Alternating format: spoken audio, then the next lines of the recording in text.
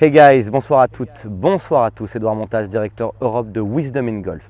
Cette vidéo est une vidéo passionnante qui s'adresse à tous les niveaux de jeu, d'accord? Parce que j'aimerais vous expliquer une fois pour toutes la différence entre le monde, on va dire, académique du golf et le monde dans lequel la méthode que je vous enseigne, en tout cas la vision qu'on vous enseigne avec Sean Clément, c'est-à-dire Wisdom in Golf. En gros, en quelques mots, j'espère que vous voyez bien ce que je vous montre parce qu'il fait un peu sombre. Le soleil nous accompagne quand même derrière un peu au loin. Donc la différence fondamentale, c'est de comprendre que lorsque vous avez un problème technique quel qu'il soit, ce qu'on a beaucoup tendance à faire dans le monde académique du golf, c'est d'aller directement sur le corps, c'est-à-dire vous voir swinguer et vous dire ce qui ne va pas techniquement et ce qu'il faut modifier. Et c'est en ça déjà que la différence fondamentale avec Wisdom in Golf apparaît.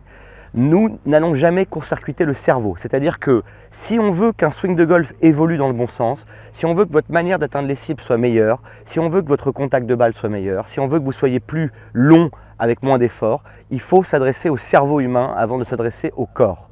Le cerveau, comme Monorman le disait souvent, le cerveau est le générateur et le corps le moteur. Donc je vais vous montrer à travers quelques petits exemples ici à quel point vous pouvez même travailler techniquement et mécaniquement votre swing tout en restant en relation avec la cible.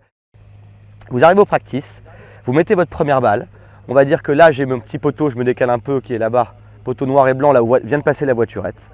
Vous arrivez devant la balle, vous avez toute la belle motivation du monde pour taper vos coups de golf. Vous faites votre super coup d'essai, tout va très très bien. Et vous allez à la balle et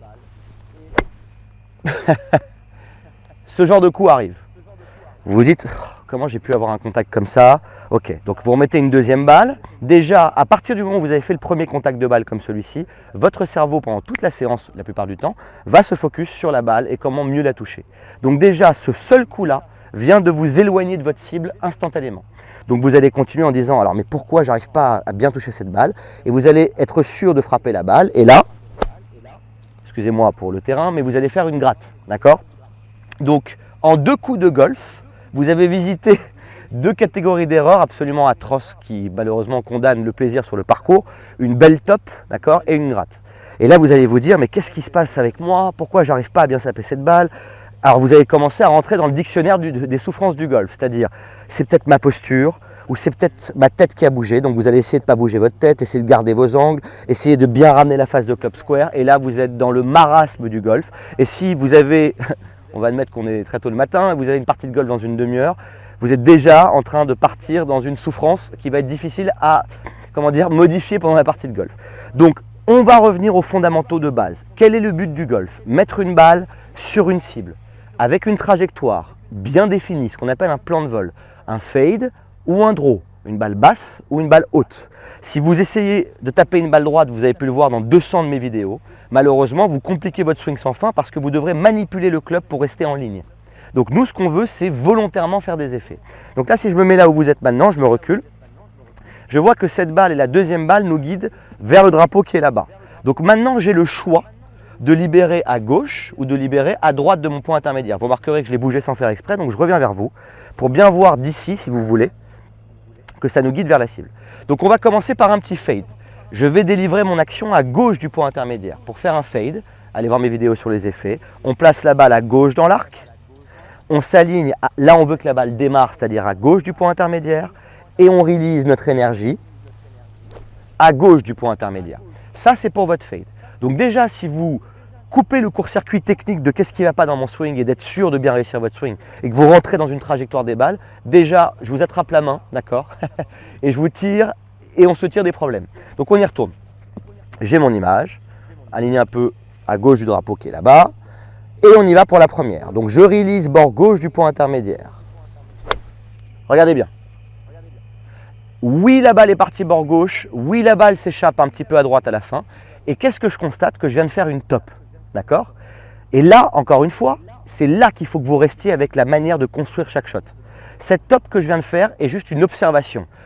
Première question que je me pose. Est-ce que j'ai délivré à gauche du point intermédiaire à 100%? Comment était le contact? Une petite top. Est-ce que j'ai anticipé de couper de l'herbe? Non. Donc vous refaites un coup d'essai. Oui, je sens que je swing vers la gauche du point intermédiaire. Et oui, je sens qu'au passage, j'ai coupé de l'herbe. Donc je remets ma balle dans le chemin. Je reprends mon image.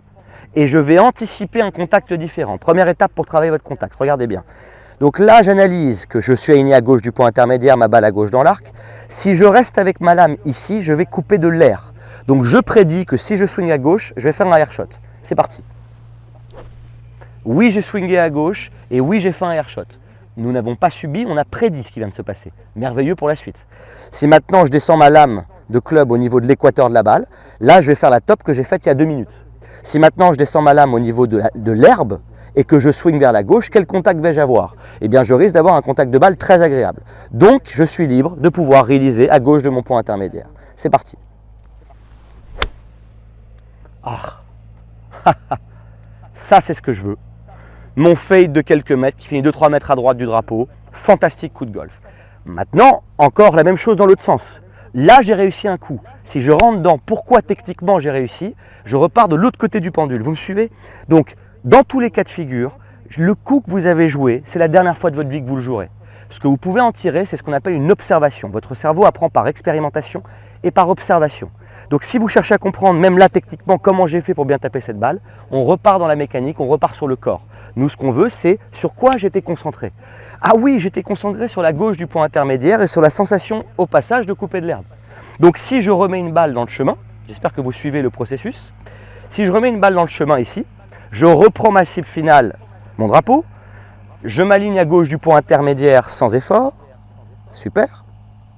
J'anticipe que je vais faire un air shot, une balle topée, fantastique coupage d'herbe. C'est quoi mon focus déjà? Ah oui, c'est swinguer vers la gauche du point intermédiaire. Gauche du point inter, gauche du point inter. Waouh! Et là, on se rend compte, j'espère que vous la voyez à la caméra, mais avec cette pénombre, ça va être dur. 2 fades de suite, touché excellemment bien, sans être prétentieux encore une fois, mais avec beaucoup de plaisir. Et là, je me pose encore la question, sur quoi j'ai délivré? Ah, j'ai délivré à gauche du point intermédiaire. Comment était le contact? Excellent. Comment était mon équilibre? Ben, j'ai pas perdu l'équilibre, super. Combien d'efforts sur 10? Allez, 3-4 en effort sur 10, 6-7 en vitesse. Là, je sens que je peux amener ça un jour avec et un jour sans. Donc, je commence à devenir régulier par le processus mental qui construit chaque coup. Et c'est là où même nos amis des joueurs professionnels ont une tendance à se faire avoir. Parce que si vous travaillez votre swing de golf techniquement sensible, malheureusement, dès que vous revenez sur le parcours, vous allez penser techniquement à ce que vous avez fait en entraînement et vous vous séparez de l'image. Donc, si on veut travailler son backswing, 3e étape de cette vidéo. Donc, je vais remettre ma petite balle là. On va dire qu'on s'est rendu compte que pour mes draws, tout se passait bien, mais que pour mes fades, j'ai l'impression de toucher un peu le sol avant la balle et d'avoir le club qui monte trop à l'intérieur. Ça peut arriver à beaucoup de joueurs. Donc, on va s'exercer par ce qu'on appelle les bornes, vous savez, les vidéos de Sean Clément qui s'appellent Mile Markers, les bornes kilométriques. Vous avez 3 bornes kilométriques dans votre swing possible. Vous allez me suivre. Je remets mon point intermédiaire, regardez bien. Le takeaway, le haut du backswing et le release. Donc, je m'aligne à gauche du point intermédiaire. Je préfère un peu la face de club, ma balle est à gauche dans l'arc. Je ne vais donc pas bouger les yeux, voir dans ma vue de côté ici le bord gauche du point intermédiaire et faire un premier takeaway. Là, sans bouger les yeux, je vois que c'est trop intérieur, trop extérieur, en relation. En relation. Je suis dans le plan du coup que je veux jouer, vous me suivez? Donc si vous travaillez votre plan de swing sans avoir de vol de balle, on retourne à la case départ, c'est-à-dire que vous allez par défaut délivrer à la balle au retour. Donc vous devez toujours rester avec une image ou avec votre point intermédiaire. Et vous pouvez travailler de cette manière, regardez. Bord gauche du point inter, oui, check. Bord gauche du point inter, check. Bord gauche du point inter, ok, c'est quoi mon focus maintenant? Délivrer à gauche du point intermédiaire. La balle part plus à gauche, n'en vient pas assez, mais c'est raté du bon côté pour un fade. Contact un peu clean, mais très décent sur le parcours, je la prends tout de suite. Vous comprenez? Si maintenant, on veut travailler son équilibre, vous vous mettez en position ici, on reprend toujours le point intermédiaire, qui est un tout petit peu bord gauche. Pour le coup, c'est pour ça que j'ai réalisé plus à gauche. J'espère que ça vous parle ce que je vous montre, parce que moi, ça m'a beaucoup parlé quand je l'ai travaillé à l'époque, et quand je le travaille encore aujourd'hui. On travaille l'équilibre. Bon, on est d'accord que si je me mets là, si je swing le club à gauche du point intermédiaire, je sens que je ne peux pas passer par la balle ou il faut que je manipule pour la chercher. Donc je suis hors d'équilibre. Si je me mets là, si je réalise vers la gauche du point intermédiaire, je vais me prendre mon corps trop près de la balle. Quel est le juste milieu? Ah ouais, là je sens que je suis à la bonne distance pour délivrer vers la gauche du point intermédiaire. Vous comprenez ce que je veux dire? Donc tout ce qu'on veut avoir à chaque shot, les amis, c'est un vol de balle, un point intermédiaire et une action dans cette direction. Ça va vous accompagner chaque coup de golf sur le parcours. J'ai encore joué 2 parcours cette semaine. je suis toujours avec mes élèves avec mon point intermédiaire à chaque shot que je tape. D'accord? Quand vous avez un point intermédiaire, vous ramenez la cible qui était là-bas, vous la ramenez ici. C'est une aide considérable. Ok? Donc on y va. Je prends les extrêmes, trop loin de la balle, trop près de la balle. Ah oui, ça c'est le juste milieu. Maintenant on release bord gauche. Bord gauche, bord gauche. 3 fades de suite. Waouh! Dans un petit mouchoir de poche. Vous voyez où je veux en venir?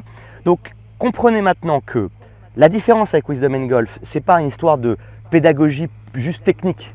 C'est comprendre par où on commence. On commence tout le golf commence par votre cerveau. La vie commence par le cerveau. Votre image, le cerveau humain est construit vers l'extérieur. Vous êtes construit pour réagir à ce que vous voyez autour de vous. D'accord? On n'est pas construit pour se regarder faire. Donc par définition, si vous avez un vol de balle et que vous avez un swing qui match le vol de balle et un release qui match le vol de balle, vous allez devenir régulier. Vous comprenez? Mais si vous prenez le raccourci de dire ok, ça je m'en fous et je vais être sûr d'être dans le plan, dès que vous aurez une balle devant vous, la balle redeviendra la cible et tous les paris sont levés. Vous comprenez?